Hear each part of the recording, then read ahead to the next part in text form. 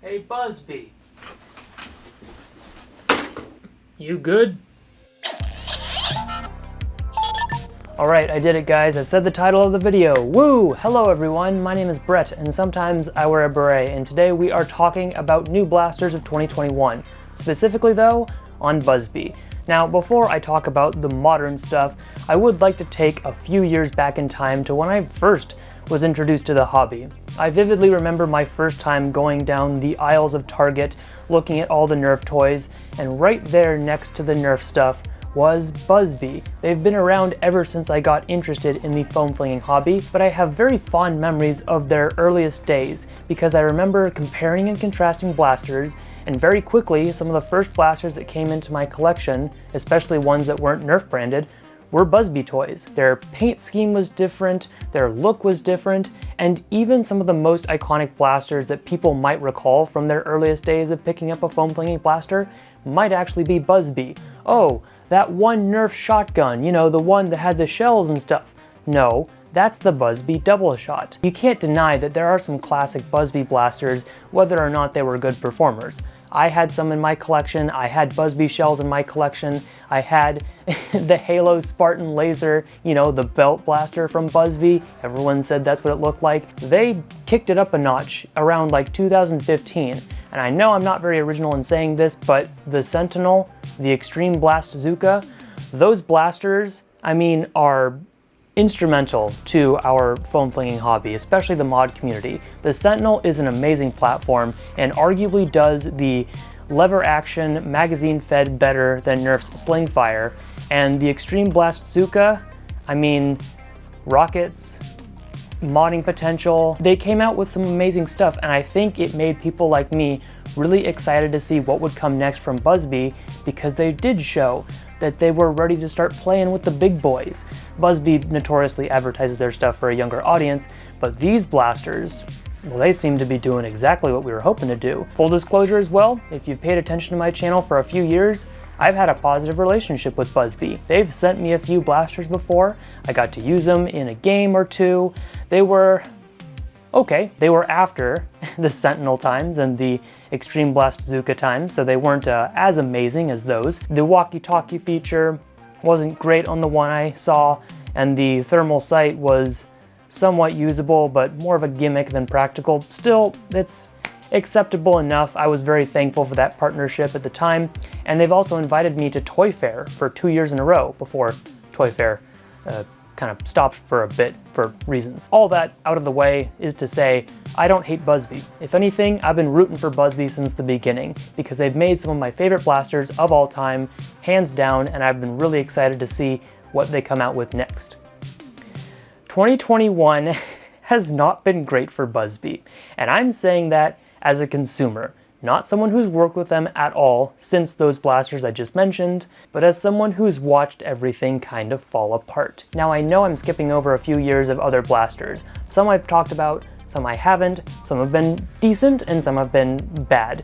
And I've just kind of been meh about a lot of them. The Rebel Mech was a recent one which I was kind of intrigued about, and that's the constant struggle. There are a lot of blasters hitting the market, but this year they came out with some more unique stuff in my opinion. They definitely hit people with a flash of color, which I liked. So things I'm not going to be talking too much in depth today, but they seem to be acceptable. Screw this, I'm going over to my computer.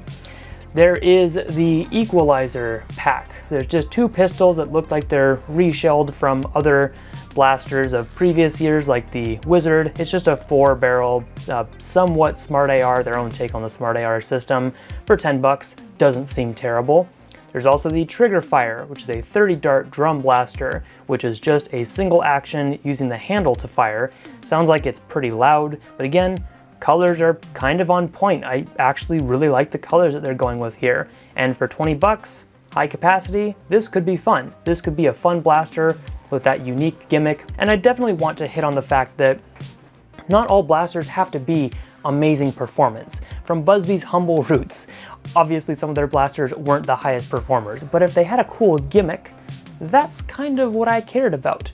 But we can't also forget that we are in the year 2021, and if you're shooting like 30 feet, that's going to be pretty hard to recommend to people. Sure, there is a market for low-powered blasters. That's fine. But if you're going to get people like me to recommend those blasters to other people, or positively talk about them and have a vested interest, a little bit higher than that might be desirable, especially if you're recommending them for ages 8 and up.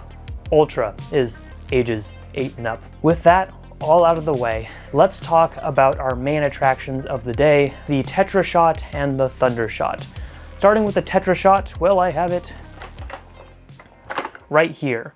Now the Tetrashot, in the beginnings, you look at this blaster and you have an immediate expectation. You see this chain of 4-shot shells and you think, oh sweet, shotgun.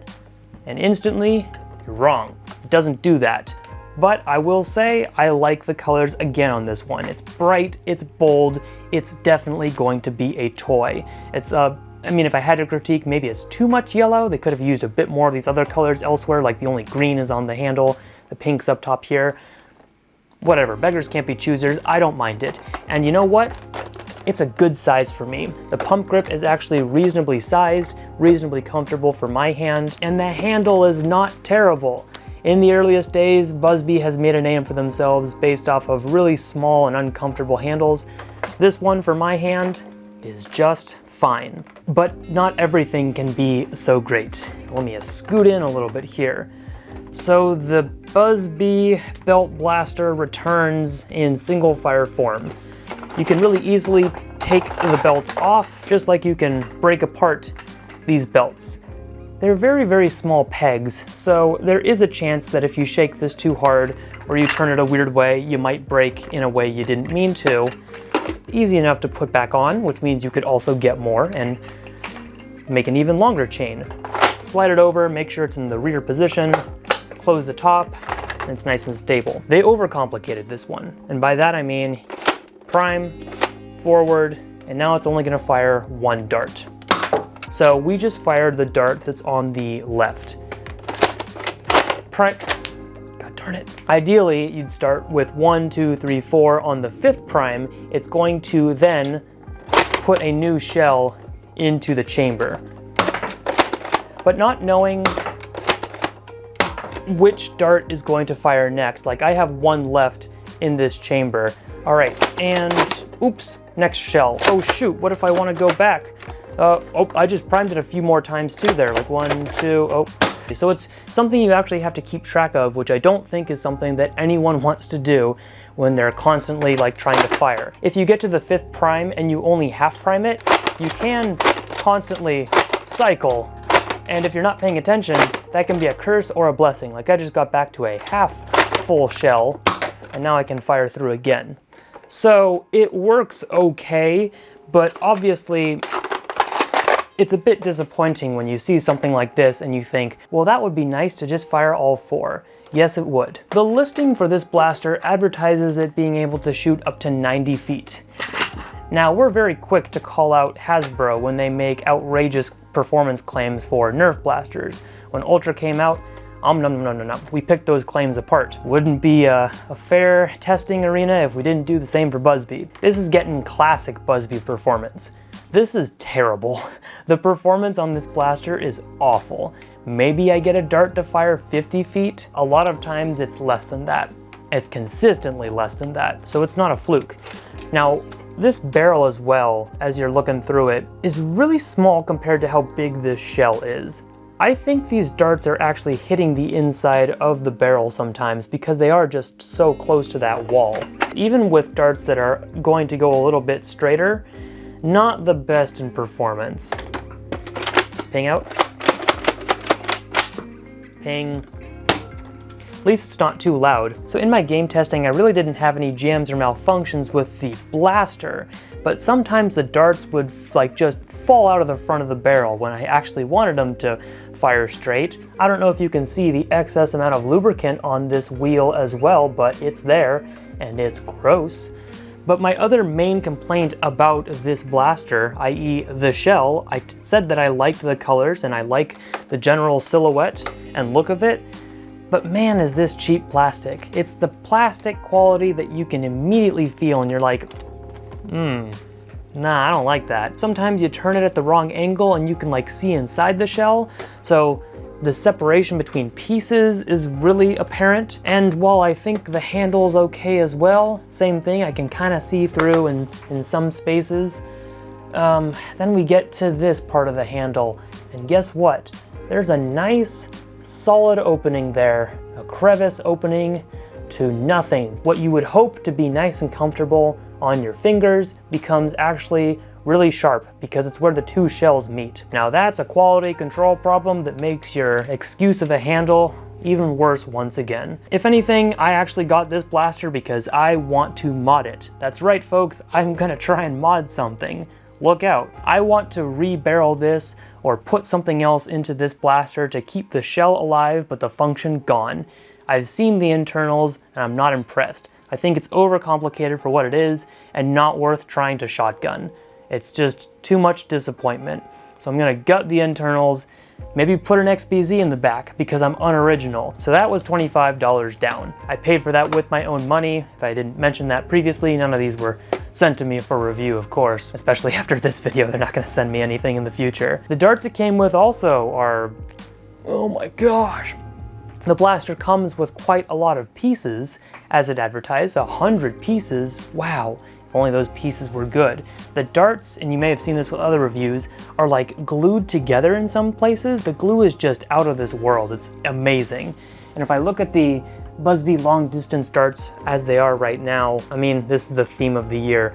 Lower quality heads, the glue comes off the side, and there's a bit more separation between the heads and the dart that may actually make the darts not last for too much longer. So thanks for including all the ammo. I mean, that is nice when you throw in some extra ammo because other companies don't always do that. But when you throw in low quality stuff, it's hard to be excited. Fortunately, the Adventure Force brand incorporates Dart Zone, and Dart Zone makes the waffle darts. Go and get those because they will work in these shells. You just have to push them down a little bit further, and then I guess they do fire a little bit straighter. But sometimes they fit too tight in these barrels, and then they got worse performance. So the Tetrashot failed to live up to its own hopes and dreams in a few different ways. And now let's talk about another blaster that really failed to live up to everyone's hopes and dreams. This is the Thundershot. Now this blaster I actually didn't purchase myself. This was given to me by my friend Jason. I would have paid him $10 for it, which is the retail price, but he said that it wasn't worth me giving him money. He would have felt offended if I had given him $10 for this blaster. And the reason people were so excited for this blaster is very understandable. This is, all intents and purposes, the first not Nerf hammer shot. Now there are knockoffs out there of hammer shot style blasters, but this is appearing to be an original design by a major toy company, at least in our hobby space, that you can go and purchase for a reasonable price. $10 is pretty good, especially for nowadays when it comes to hammer shots. And this one has an 8-round capacity, which is pretty good. It's a pretty big blaster though, as you can see. It's a lot bigger than a typical hammer shot might be, thanks especially to this protruding Fortnite style barrel. But again, I like the colors on this. This one advertises only firing up to 80 feet. Funny enough, this fires better than the Tetrashot, like every time I fire it. Does it hit 80 feet? No. Comically oversized revolver? Don't hate that. What do I hate? Oh, you know what I'm gonna say. The handle. Oh my gosh, why? Now, I'm not saying that the scales are uncomfortable, but I am saying everything else is. What is this, Busby? Look at this little slot right here. That pinches your finger, and you will never have a good time with that. So if you try and fit 3 fingers into there, it hurts. So if you're not gonna use that, oh, you have to shift your hand down a little bit. Okay, and here's the trigger, far away, seems good enough, and suddenly your hand is like this, holding the blaster. And where's the hammer? Oh, it's a hammer primed blaster? The handle was made for a toddler. The priming using the hammer was made for someone who's like 8 feet tall. It's the strangest combination I've ever seen, and it's entirely Busby's fault. And there's nothing going on in here. They could have changed this to make it more comfortable, but they didn't. The trigger, well, is also just massive. I mean, like, is, again, meant to be for a huge individual? I don't think it is. It's such a strange proportion back here. but you can use your offhand to prime it just fine. And as you can see, mine still works. It works though, as you'd expect with a hammer shot. You prime it back on the top and you fire. Fire again, fire again. See, when you're using it like that, totally fine.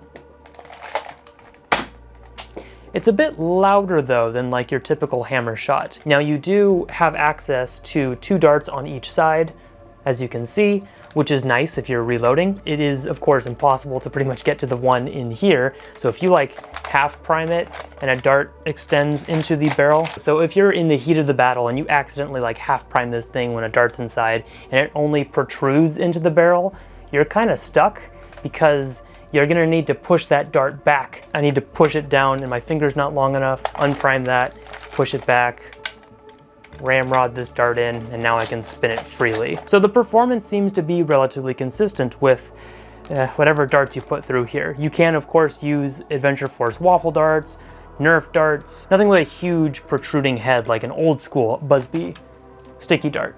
Don't use that. That's not good. But we can't talk about this blaster without addressing the recent discoveries of the hammer, how this whole thing works and when it doesn't work, because these blasters have been breaking. That's just a fact. Many people have found that their thunder shots don't survive for too long. Sure, some of them out there are doing just fine. As I can show you, mine is also currently functional. So what's going on?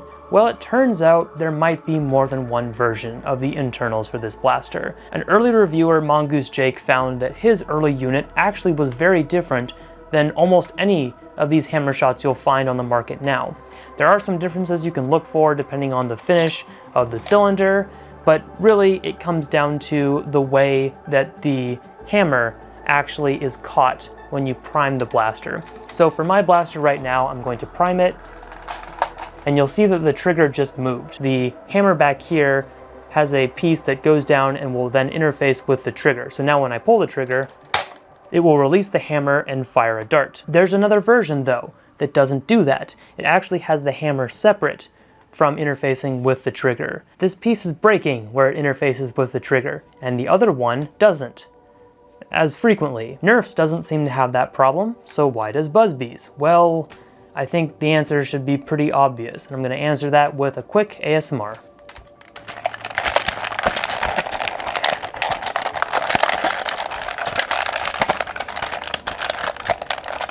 Busby doesn't have all the resources that Nerf has, understandable, but this plastic quality, ooh, it just does not sound good. The Tetrashot, it's slightly different. It doesn't creak the same way though that the Thundershot does.